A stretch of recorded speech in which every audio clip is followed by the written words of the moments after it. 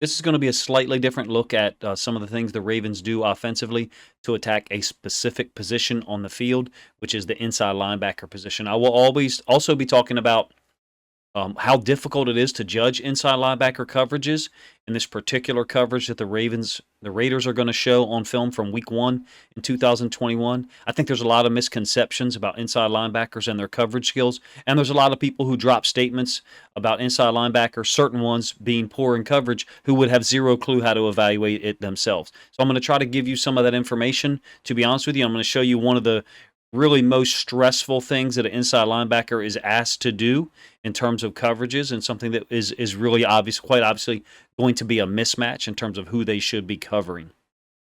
I have admittedly used some of these plays for other breakdowns, specifically to talk about how the Ravens attack cover 3, and I have done an extensive breakdown on this play right here. This is from Week 1. It's one of the more unique plays, if you ask me, that Lamar Jackson put on film last year because of how many decisions he had to make in such a short amount of time. I've done a video that I'll try to link up here right now, about in the top right, showing you how long he had to make these decisions. It's an RPO concept. Generally, in the RPO concept, you're going to be reading this inside linebacker. There's also some instances where you'll be reading this D end, which is Yannick Ngakoue. We'll let it run one time all the way through, so you can see all the decisions that Lamar has to make, and then we'll pull it back and talk about pieces of it and where Lamar's looking. You got two players here that are involved in this read initially. I think Lamar's looking at the inside linebacker. By the way, NFL Game Pass did not have the end zone angle completely for this, so I cannot use it. But we'll pause it so you can see Lamar's face mask. I think he's reading this inside linebacker who just sits there, does nothing. Simultaneously, Yannick Ngakoue is going to chase the running back. So that is a keep read for the quarterback, meaning he's going to keep the football, because if he was to give it, Yannick Ngakoue is in great position to tackle Tyson Williams. And that was what Yannick Ngakoue did all game long in Week 1, chase the running back, force a keep read by Lamar. But in any case, Lamar's kept it. The next part of the progression in this RPO, again, I think he's looking at the linebacker, and it's possible that he's seeing both of these players with his eyes, which is amazing, because I think that's very difficult to do. But in any case, the next part of this progression, he's looking out here to Sammy Watkins, running this little quick out. Could he throw it to him? I mean, I don't know. Maybe. It's up to you to decide, whatever. But for whatever reason, Lamar decides he doesn't want to. And maybe because he thinks the curl flat player would be able to get there by the time the ball arrives, even if he throws it out here, whatever. In any case, he decides not to throw it to him. So the third part of the progression here is to Mark Andrews. So he would be option number 3, I would say. Of course, at the end of any RPO, Lamar could just scramble. That's not really what is the point of the play, however. There's a lot of people who comment on RPOs and they really get it wrong, thinking that it's a play that's designed for the quarterback to run. It is not.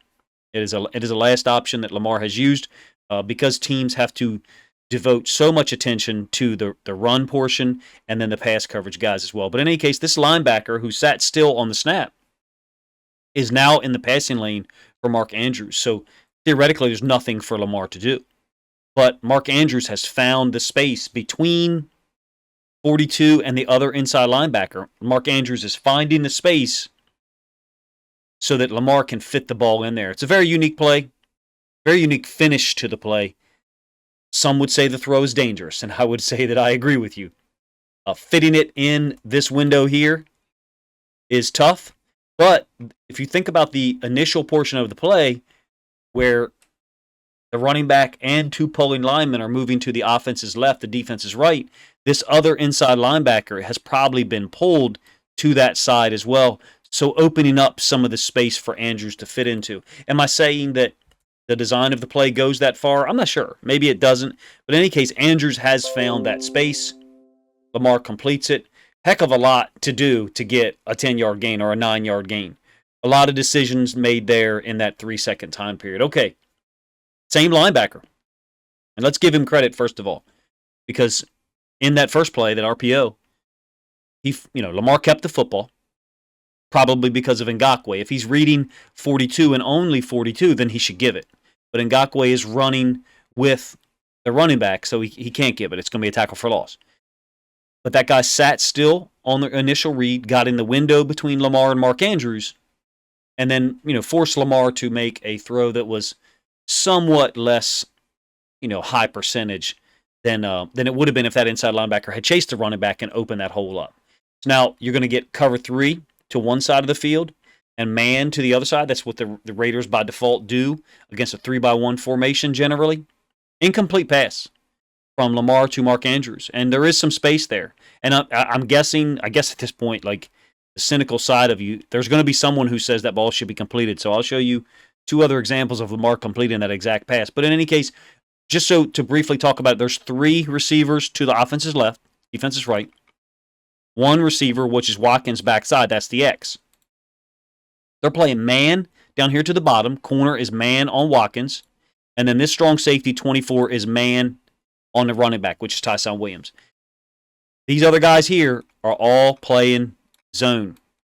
There's going to be a really cool pre-snap communication by this Mike linebacker, 42, to the free safety. We'll talk about that when we get the end zone angle. Okay, Lamar at first actually looked at this Mike. Second, comes over here looking at the corner. He's trying to figure out what is happening over here. Is this corner getting off in a zone turn? If it's a zone turn, Lamar would not see his back. This is a zone turn, all right? That guy's back is to the sideline, and his face mask and his chest are in towards the middle of the field. If Lamar was looking over there, he sees a zone turn. This is zone turn. Down here to the bottom, he sees this guy's backside, and this guy's helmet is looking at Sammy Watkins and the sideline, or facing the sideline. He's not looking at the sideline. He's looking at Sammy Watkins. So Lamar knows he's got man. Therefore, this route to Mark Andrews is where he's going to attack. If it was a zone turn, if he could see this guy's chest and or face mask, then he's not going to throw this route because that corner could probably defend it. And Watkins would probably sit this back, and he would throw the ball to Sammy Watkins. So that's the read that I suspect is there. If the Raiders are playing zone to this side and also zone to this side, then Sammy Watkins is probably going to be the target on a deep comeback or maybe a deep curl. And Marquise Brown has made that read, I think, twice in 2021. But in any case, the free safety to the other side, to the zone side, he's occupied by the number 1 and 2 receivers. What that's done is really isolate that Mike linebacker on the number 3 receiver. And the way you count is from sideline in. And yeah, it's slightly overthrown, maybe by a yard, something like that. You see what the margin for error is at the highest level of professional sports. It's a very small margin for error. All right, just to preempt some of those, hey, Lamar should have completed that pass, people. I'm going to show you 2 examples of him completing this exact concept. Now, this one's from 2020. Same concept, except the formation is reversed. This corner is manned up on Ricard, who's the tight end. There, it's Miles Boykin, the number 3 receiver. He's going to run that climb route. I call it a climb route. Very poorly covered by the Cowboys. They spin 1 safety down to the trips. So this is the safety right here that's going to spin down. And then the linebacker, Leighton Vander Esch, and the other guy, Jalen Smith, who's gone, they both step up. Look at the difference between Vander Esch and this safety. They've come forward, and Boykin's run right past him. Boykin's feet are on the 29. That safety's on the 32. Vander Esch is on the 35. So really, really poor formational awareness by them. And when we get I'm going to come back to the end zone angle of that second throw that I showed you. And you're going to see some real formational awareness. Free safety has got to deal with number 2 vertical, which is Marquise Brown here. And Boykin is wide open wide because the corner, again, is occupied with the number 1 receiver on the backside, which was Patrick Ricard. So the way they're playing it, they're playing man here, and they're playing zone. Well, they're zoning with the free safety over there. I did that again. Sorry. It's the second time I've done that in 2 days. It may rewind again. Yeah, it does. Sorry about that. Safety comes up. Boykin runs right by him. Easy completion for Lamar. Much easier than the first one I showed you where, he overthrew Mark Andrews by maybe a yard. We know this is one of the bigger impact plays that Miles Boykin had. It's a shame we didn't get to see more of them. All right, back to the end zone angle of that second play that I was talking about. The incompletion to Mark Andrews. Andrews is number 3. Watch what this Mike linebacker does, 42. High-level awareness. Turns around, signaling to the free safety, letting him know, hey, if 3 goes vertical, I've got him. So I don't know, what the verbiage they're using, but he's clearly signaling to the free safety that he has awareness of the route that Andrews could possibly run. Simultaneous to that, you've got man here by the strong safety who's rolled down to the weak side to the boundary, and we'll run it from the end zone angle. You can see that Lamar's looking over there. Initially, he looks at the mic just to see what he's doing. Did he blitz? Is he running with the running back? What's he doing? So he confirms the guy is sitting there, looks for the zone or man turn over here versus Sammy Watkins, the one receiver side, which is commonly referred to as the X, and then throws the ball deep. You can see Andrews is looking at the Mike linebacker, briefly trying to sell him that he's running over, and then he takes it vertical up the seam. I call it a climb route. Different people call it different things. Slightly overthrown. Same game, same concept. Later on, now the Ravens have put Sammy Watkins as the number 3 receiver, and you can see that Andrews is down here as the number 1. Smart little adjustment by them. Smart little adjustment. Same formation that we gave the Cowboys in 2020. You've got Ricard up here as the tight end, same as that Dallas formation and play that I showed you. Somewhat different than the incomplete pass to Andrews.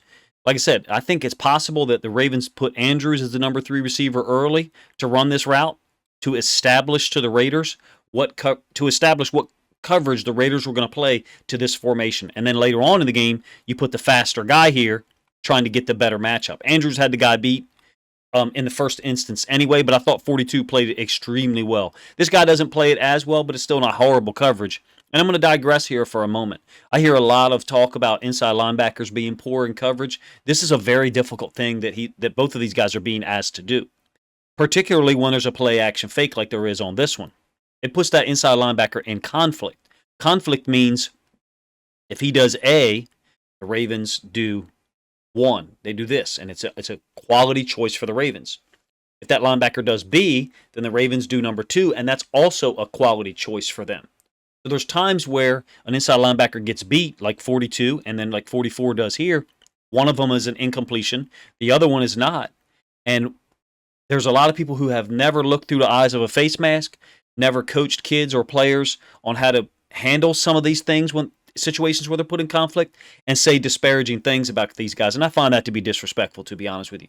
The inside linebacker position is incredibly hard to play, especially when you're asked to play these types of coverages. You can see that up to the top side, you've got the corner manned on Ricard, who was the tight end, and then KJ Wright, who's the Sam, manned on the running back. This linebacker is running with Watkins on the vertical. Same situation as I've described to you twice before. The free safety has now got to worry about number 2 vertical because they're playing zone to the trip side and man to the single receiver side, or the side where Ricard was lined up. I'm going to show you the end zone angle too so you can get a better view of it.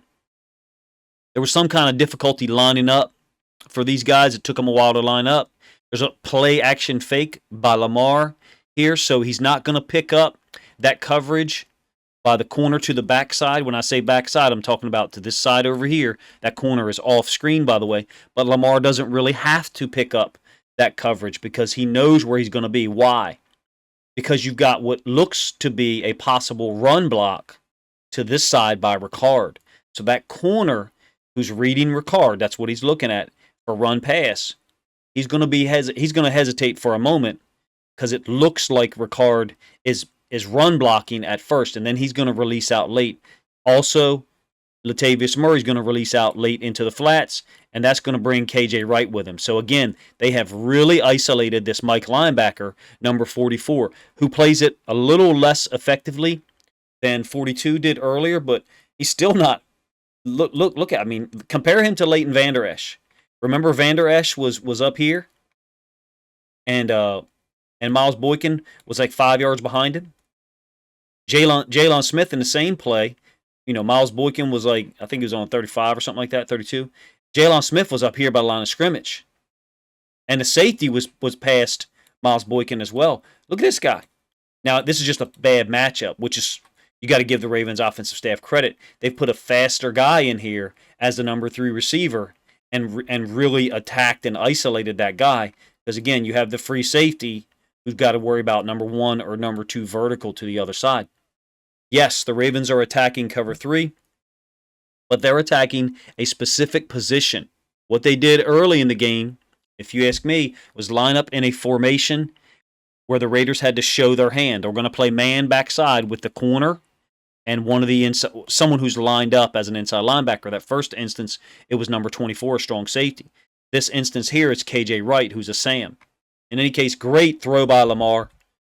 A little bit better than the one I showed you, which was the second throw overall. The first one was an RPO. Great catch by Watkins, almost a touchdown. Beautiful concept. Beautiful concept. That's the chess game that is football at the highest level, trying to attack specific players. But I don't think the Ravens were attacking a specific player in terms of the person. I think they were just attacking the position, looking for a good matchup. And I offer to you that this is one of those examples where we should give the Ravens offensive staff credit, because the first time we used this concept, it was Mark Andrews. And regardless of what we think about Sammy Watkins, he's a faster player than Mark Andrews. Not sure how much faster, but he's definitely faster. Let me know what you think of this video. I have 2 other ones that I can put out like this before training camp starts. I could do them over the weekend, where showing how the Ravens attack certain players. And another thing, I'm going to digress here a little bit. Look at the design of some of the plays from week 1. I thought there was really, really uniquely designed plays to attack the Raiders' coverages and certain positional players. Well, why is that? Gus Bradley was their DC, and he's a big cover 3 guy. Of course, he was the DC for the Chargers in the 2018 playoff game when they came to Baltimore and won 2 weeks after, we beat them pretty handily. Why were we able to create really well-designed plays and concepts? Because we had the whole offseason to. When you have to prepare, you have to play a game and then prepare for another game 7 days or 6 days later. In this case, we played the Chiefs, I think, 6 nights later. You have less time. And that's where there has to be more work done in the offseason to prepare for the things that you think you're going to see. I have given you guys a video 2 nights ago, I think, showing you how 4-3 teams use quarters to defend the Ravens. This video here primarily focuses on the Raiders, of which Gus Bradley was their DC, like I mentioned, and he's a cover 3 guy. He's not a quarters guy. He's not a split field coverage guy. So there are differences between certain 4-3 teams. I spent time 2 nights ago, like I said, showing you plays from the Bills, who were a 4-3 quarters split field team with 2 safeties. This instance with the Raiders, they're a 4-3 cover 3 team. So the strong safety is going to be rolled down in the box, either to the trips or away from the trips, like you saw on that first play. Let me know what you think of the video here. My breakdown of how the Ravens are attacking it. It's not necessarily specific to Lamar. Hopefully he signed his contract by the time this video is uploaded. That would be fantastic. That would be the Ravens way, right? Dropping some news on us on a Friday afternoon, early Friday evening. I love doing these types of videos. If you have any suggestions for certain plays where you think you know what is being attacked, tell me what play, and I'll go find it, and I'll do a video on it. Hopefully these aren't too long, being as I've only shown you 4 or 5 plays. Appreciate you guys checking out the video. If you haven't considered yet, joining my YouTube channel as a member. I'm going to point this out, continuously. It's very simple to do so. You just hit the join button next to my logo. And currently have like 8 or 10 members on the channel. It's either $2 a month, $1.99, or $5 a month, or $10 a month. You can do either option.